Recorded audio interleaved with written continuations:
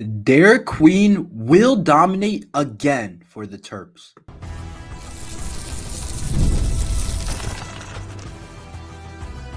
You are Locked On Terps, your daily podcast on the Maryland Terps, part of the Locked On Podcast Network. Your team every day. What's up, everyone? I'm Tre Moore, host of Locked On Terps, part of the Locked On Podcast Network, your team every day. So thank you for making us part of your day. And I'm also doing work on InsideBlackandGold.net. So make sure you guys go over to InsideBlackandGold.net for all your latest Terps news.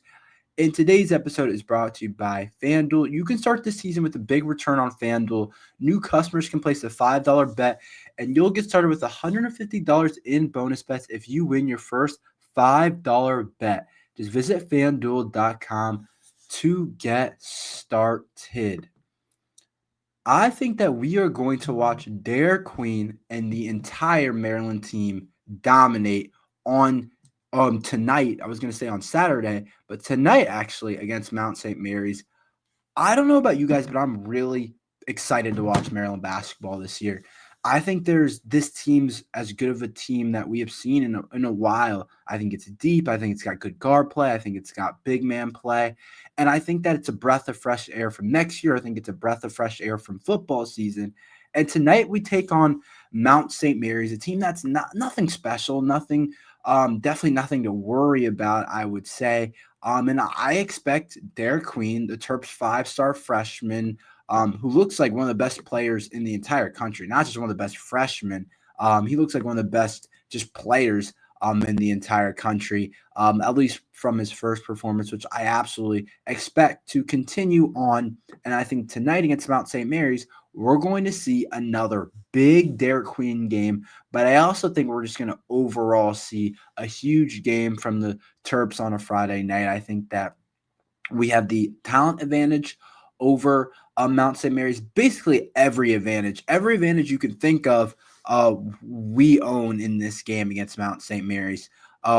Whatever you think, if you think of size, even though they're actually bigger than, they're definitely bigger than what I probably would have thought. They're bigger than Manhattan for sure, but still, Maryland's got the size advantage. Maryland's got the athleticism advantage. Maryland has every advantage that you can think of, just an overall program advantage. And I think the Terps are going to take advantage of a team that I think has some pieces, has some decent players, but they can't match up with us, especially because Maryland's at home. Usually when you play these out-of-conference games that are like a Mount St. Mary's or like a Manhattan, they're usually going to be and I'm really not concerned at all. I actually think the Terps are going to dominate, and I think I really do think it's going to be a Derik Queen show tonight. There's one thing about when we play some of these lesser opponents, some of these opponents that aren't quite like the Big Ten teams that we're going to play, or aren't like Marquette, who we play later. Actually, in a couple of weeks, next week, Friday, we play Marquette. But I think when I look at Derik Queen as a player, and I'm not saying he's not going to play well against those types of opponents, against Big Ten opponents, against some of the Power 5, I guess you would say, in college basketball, because the Big East is actually is really good, unlike football. But I think that when you put him up against some of these boys, if you will, it's kind of a men to boys situation when Derik Queen's on the court with some of these guys, just because he just can do too many things. He's too skilled. He's too talented. And I think we saw that against Manhattan. I think it's a big reason why he dominated. He's just bigger. He's just more skilled. He has a higher IQ than everyone. He just knows how to play the basketball at a different level than everybody else, and he's the most talented kid. And I think when you put him up against a team like Mount St. Mary's, that, sure, I've read that they have some size, but those guys aren't going to be able to stick with Derik Queen. They're just not. I don't care who they have. I don't care how tall some of their guys are. It does say they have a couple of bigger players that are decent players, like this kid Dola Adebayo. As soon as I saw that last name, I thought of Bam Adebayo, who's 6'8", who's apparently been waiting for his turn. to be a starter, to be a real contributor. And they also have this other kid, Jetty Cordelia, Cordelia, who's a forward who's 6'9". So they have some guys that are bigger than some of the guys on Manhattan. But at the same time, I'm just not concerned with them being able to match up with Derik Queen and the rest of the team. And I think we want to be careful with this Derik Queen thing because we don't want to become too dependent on him. And I don't think we are. I do think that it's a much more balanced team this year, which could allow us to win so many more games and be so much more competitive because I don't want Derik Queen to turn in to Jameer Young was last year, and he's our only resource of offense, and he's the only one that can get us buckets. Like, I don't think that's going to happen, but I do think against some of these lesser opponents, first of all, he rebounds so easily when he plays some of these guys. Of course, Manhattan had 20 rebounds, and it's just when he's getting on the offensive boards, he had 6 offensive boards, 20 overall rebounds, and he's able to do that because he just has the strength and size advantage against some of these guys. So when you look at it, he's able to little boy guys. He's able to get shots off rebounds, which is important. I think we saw that a couple times. And I think that's part of the reason that boosts his stat line so easily and why he dominates these types of games. It's just those guys are too small for Derik Queen, and I think we're going to watch him dominate. But I also think the entire Terps team is going to dominate. We've already played a game, so I think the second half we played against Manhattan was honestly pretty awesome. The first half was definitely like I got a little bit of deja vu from last year, but I was definitely not going to start going crazy after a weird first half from Maryland basketball against Manhattan. But in that second half, we started to get a rhythm. We started making shots, and it looked like the team I think Maryland can be this year. And I think that now the fact that we have one game under our belt, I think that's really going to help us against Mount St. Mary's and allowing us to compete at a high level, allow us to be in this game. Well, obviously, we're going to be in the game. We should be winning this game by a lot, but to crush Mount St. Mary's is basically what I'm saying.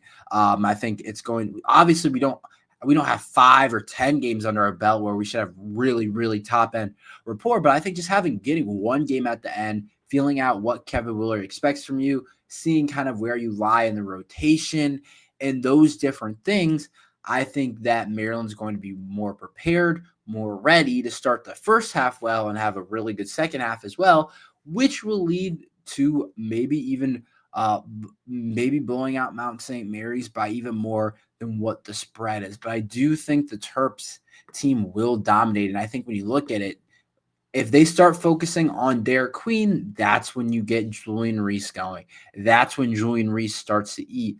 And a team that I'm pretty sure can't guard those guys down low.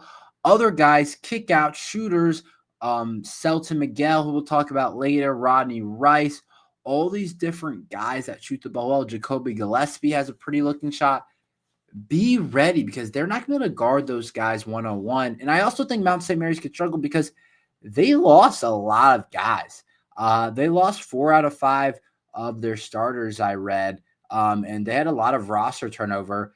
2 actually transferred to Georgia, which is actually pretty good for them. That's definitely solid SEC basketball. So that's definitely pretty good.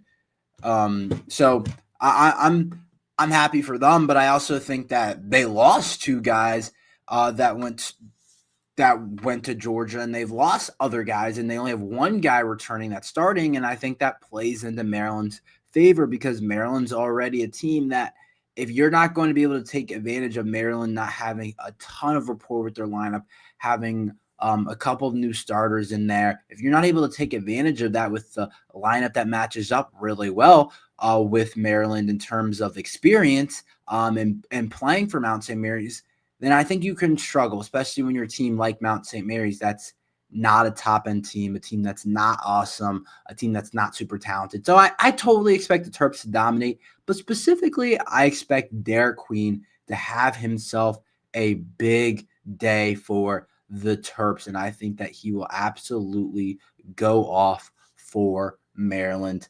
basketball. Let's talk a little bit of football. I want to give my final thoughts. I have a couple podcasts out about Oregon versus Maryland, but I want to give my final thoughts and predictions. I'll tell you what I think will happen after this ad from LinkedIn.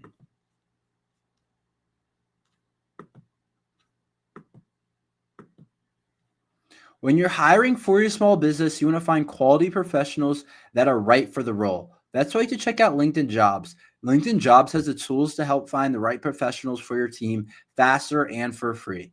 LinkedIn isn't just a job board. LinkedIn helps you hire professionals you can't find anywhere else, even those who aren't actively searching for a new job but might be open to the perfect role in a given month. Over 70% of LinkedIn users don't visit other leading job sites. So if you're not looking on LinkedIn, you're looking in the wrong place. On LinkedIn, 86% of small businesses get qualified candidates within 24 hours. Hire professionals like professionals on LinkedIn. LinkedIn knows that small businesses are wearing so many hats and might not have the time or resources to hire. LinkedIn is constantly finding ways to make the process easier. They even just launched a feature that helps you write job descriptions, making the process even easier and quicker. 2.5 small businesses use LinkedIn for hiring. So post your job for free at linkedin.com/lockedoncollege. That's linkedin.com/lockedoncollege to post your job for free. Terms and conditions apply. So Maryland football, I can't harp this enough. I don't see us sticking in this game. I think there's ways for it to happen, but I don't see a way where we don't get dominated. And I think the Maryland team touchdown in Eugene probably a couple of hours now on Friday. And so the day I'm recording this, if you're seeing this after, maybe you're watching it early on tomorrow before the game starts. But I just don't see a way where we stick in the game with them, to be completely honest. Like, we're not just playing like the 10th best team in the country, the 15th best team in the country, or a top 25 team. We're playing the best team in the country right now. We're playing an Oregon team that's the best team in the country. And I don't think that's fully synced in to me. I think I've been kind of like, oh, yeah, we're playing Oregon. And I don't know if I actually think they're the best team in the country. But right now, they deserve to be ranked as the best team in the country. I'm still trying to figure out exactly what they are. But I just see a team that outmatches us in every position group. Legit, every single one I look at, Oregon is better than us at. And you don't normally win a football game when the opposing team is out talented you at every single position group. Like, I can't name, like, maybe you could say receivers, maybe with their kid Tez Johnson out, maybe. But even still, they are deeper at the receiver position. In my opinion, are there ways for Maryland to make this game close? Of course. Of course. I think one thing that has to happen, turnovers. Maryland probably has to win the turnover battle 3-0. And that's just me being realistic. Like I've talked on previous podcasts, some fluke stuff has happened this year in college football. So it is not impossible to win a game like this. But I think that when I look at it, I think Maryland's going to have to win the turnover battle 3-0. I don't see another way they win the game. Like 2-0 might not be enough. Maryland certainly can't turn over the ball because that will absolutely kill us. And I promise you, if we turn over the ball once, I promise it won't be a close game, and Oregon will take advantage of that. If we turn over the ball twice, same thing. I think that Maryland has to win the turnover battle by like 3, maybe even 4 to be in the game. And we're going to have to get some lucky bounces. Sometimes it's better to be lucky than to be good, they say. And I think we're going to need some of that if we want to keep the game close. Now, when I talk about actual matchups on the field that concern me, I think number one has to be, I'm concerned for Billy Edwards. Our offensive line has stunk all year. It has been bad, and I don't know what to do with it.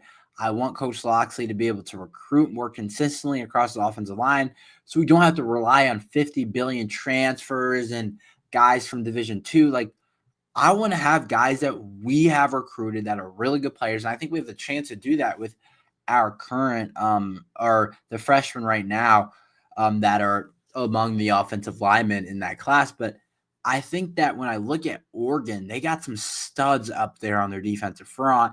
The Birch kid looks really good. The Uyunglele kid looks good. They have a lot of really good players up front and more that I'm not even talking about. And I say, Maryland can't block these guys. So how are we going to beat a team that we can't block?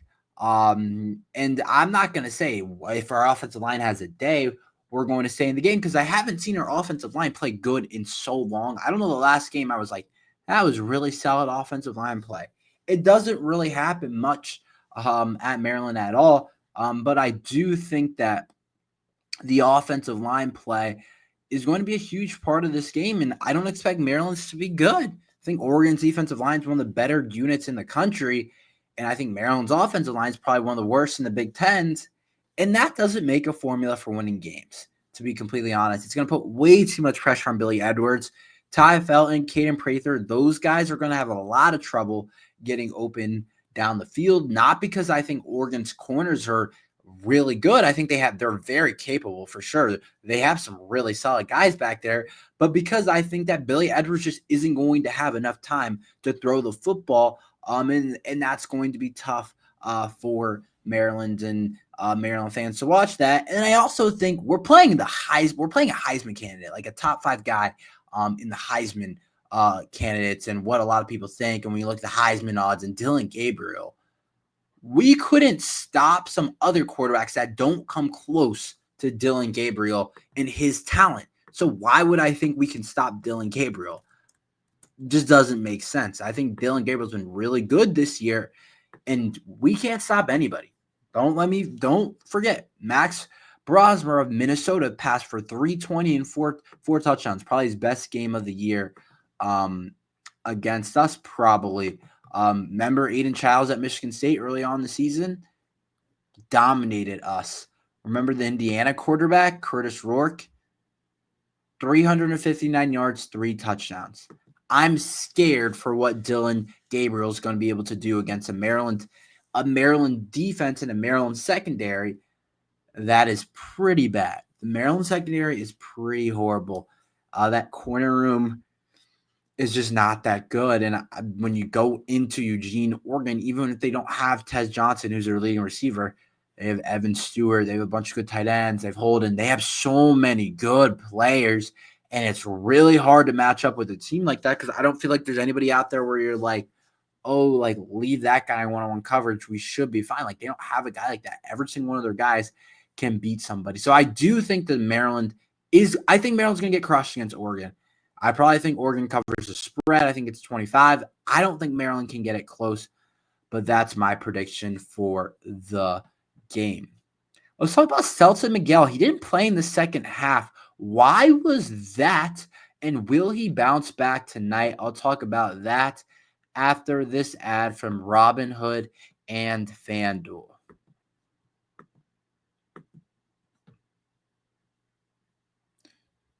With Robinhood Gold, you don't need to deliver a spoon to eat up the financial favors of the 1%. Robinhood Gold allows others to get the rates and perks usually reserved for the high society. Now the resourceful individual with Robinhood Gold can earn the very liberal rate of 4.5% APY on uninvested cash and be rewarded with a handsome 3% retirement boost on an IRA account.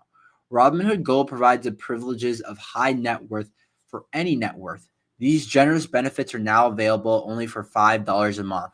The new gold standard is here with Robinhood Gold. Sign up at robinhood.com/gold. Terms apply. For product-specific disclosure, visit Robinhood Gold, and investing involves risk. Rates may change. Gold membership is offered by Robinhood Gold, LLC.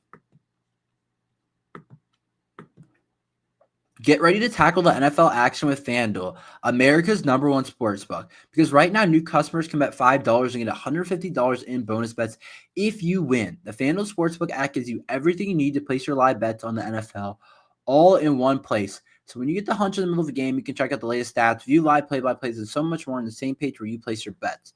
Just visit FanDuel.com to join today, and you'll get started with $150 in bonus bets if you win your first $5 bet. That's FanDuel.com. So many different things you can bet on right now. The NBA, the NFL, college football, college basketball, whatever you want. So never waste a hunch and make every moment more with FanDuel, an official sportsbook partner of the NFL. Excuse me. Let's talk a little Selton Miguel. And I don't want to overreact at all to what happened. And I think Selton Miguel is going to be completely fine. I still think he's a big part of what we're going to do this year. And I actually have concern about another player in this Terps starting lineup. So Selton Miguel started off really poor against Manhattan on Monday. That was. Didn't play well at all. Didn't shoot the ball well. Didn't even score a point. And this was a guy that Kevin Willard was really hyping up coming into the year, saying he's one of those guys that can get a one-on-one bucket. He can do his own thing. He can score. And those different things that Kevin Willard was saying about Selton Miguel. And I agree with what I've seen from him. He was a sixth man of the year in his conference. He's a really good shooter. And I don't want to overreact to one bad game. So I think he's going to be completely fine, because a lot of people are questioning why didn't he play in the second half. But Kevin Willard mentioned that it was an ankle thing that he had been, I guess, working on. I guess if it was a bigger game, he probably could have played. But I expect him to be back in the starting lineup tonight. I think he brings shooting and some scoring ability that we need in that starting lineup, especially when we get into some of the better opponents on our schedule. So I'm not concerned about Selton Miguel at all. And I think tonight, even if he doesn't start, if for some reason Rodney Rice starts, I think they might because they aren't going to play him at all. But if you saw him come off the bench, I don't hate that either, because remember, he was sixth man of the year in his conference. So he might be better coming off the bench than he is starting. I think that's entirely possible. Some guys just pick up a different juice when they come off the bench. Some guys are just meant to be six mans. I think about like Lou Williams, not back in the day, but for the last couple of years in the NBA, really good six man. There's a reason that's an award in the NBA. It's a big deal, and same thing for college basketball. It's a really big deal how good you are off your bench. And if he, for some reason, was coming off the bench, I think that would totally be fine. I still think this should be the starting lineup or the ending lineup. I still think it should be Gillespie, Miguel, Rice, and of course, Queen and Reese. That's my opinion. We'll watch Deshaun Harris-Smith tonight, but I really need him to improve the shooting. If it doesn't improve, it's just going to make me start to be like, I don't know how much he offers us. I don't know how much he helps us this year. I mean, I know he's a good defender. I know he doesn't dribble the ball a ton, and I know he does some other things at a pretty good level, but I don't think it's good enough at a good enough level where it's like, okay, we can drop the shooting. Like, there's guys like that play at a pretty high level that you can look at and be like, okay, we can drop the shooting because you do everything else right. But you can't really do that with a guy that's like a 6'4" guard. Like, you know what I mean? Like Ben Simmons in his prime when he was really good, still couldn't really shoot the ball, but he did literally everything else at a really high level, was one of the best defenders in the NBA. And I know this is an extreme example, but just to give you guys an example of what I'm thinking, he's one of the best defenders in the NBA, one of the best rebounders, also was a really good playmaker. So he did so many other things well, and I'm not there with Deshaun Harris-Smith. He's not that type of guy. And so I think that if he continues to shoot the ball poorly, and Kevin Willard talked about he wasn't super assertive, and I just think that Miguel, Rodney, and Jacoby would suit us best. Maybe not to be our starting lineup, but to be the lineup that we end in. That makes sense to me in my head, but I know a lot of people still believe in Deshaun, and I do too. I just think that he's got to improve the shooting, or it's really going to hurt us this year.